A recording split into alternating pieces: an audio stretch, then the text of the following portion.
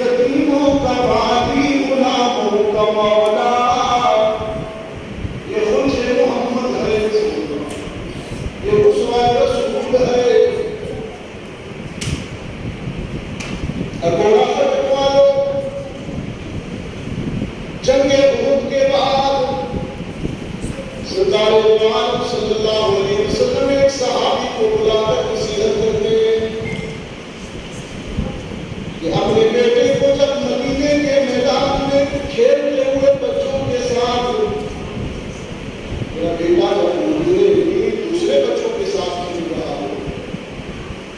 جب اسے بلانے کے لیے جانا تو یا بنیا کہہ کر نہ پکارنا،